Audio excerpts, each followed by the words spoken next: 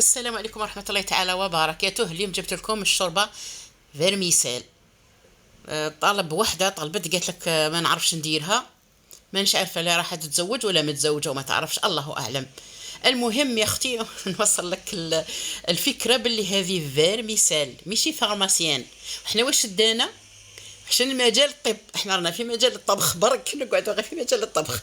قبل كل شيء نصلوا على الحبيب ويلا نبداو في الوصفه تاعنا. التحضير والمقادير مع بعض. هنا عندي اللحم تاع خروف، طريفات تاع اللحم كما راكم تشوفوا، نحطهم في الكوكوطه تاعي.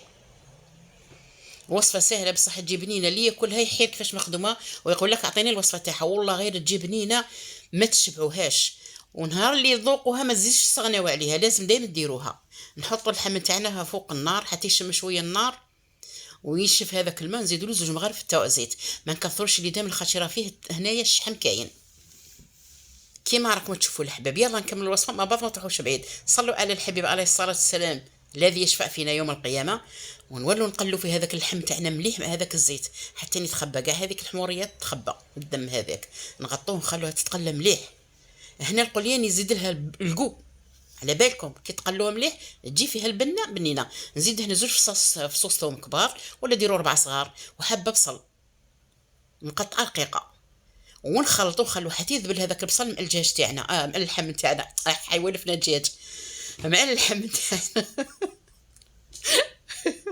خلطوا مليح حتى يذبل لنا البصل هذاك مع اللحم كيما راكم تشوفوا الحباب. بعد نزيدوا في الخضره تاعنا. الخضره تاعنا كي ديروها هذيك نزيدوا هنا مغرفه طماطم مصبره كبيره، نديروا الخضره هذيك تثقل الشوربه، تجي ثقيله، تخثرها تجي خاثره. نزيد هنايا كمشه تاع حمص وورقارنت، ونزيد هنا لي زيبيس عندي الاكري، الملح، الفلفل الكحل، الكمون، الكرويه والقزبر مرحي، ونخلطوا كاع. المهم لي زيبيس اللي عندك ديريها، من ما تزيد لي زيبيس تزيد داك البنه، ونخلطوا مليح كيما راكم تشوفوا حتى تدخل هذيك المكونات في بعضها بعض. الحباب شريبه هايله وسهله بصح الله الله، والله غير بنينه.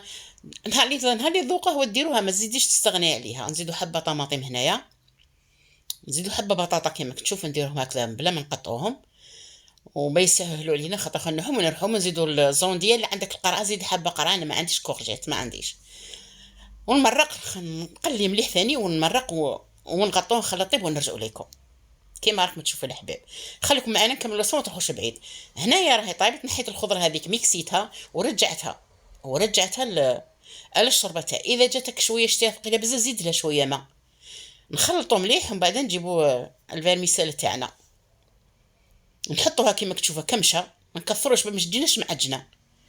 كمشه قيس 2 مغارف، وهنايا مغرف كبيره معتبره تاع نعناع نحطوه ونديروه يعطيها واحد القو، نقدموها كيما راكم تشوفوا. والله والله يا واحد القو ما نحكي لكمش، كي تجربوها تعرفوا واش راني نقول.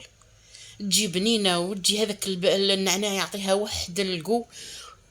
المهم والريحه تاع النعناع هذيك مع الشوربه سوختو في رمضان تشميها لاخر جار. وبالصحه وشهيتكم في الجنه، شاتي تكون الفصله تاع اليوم وراهي سهله.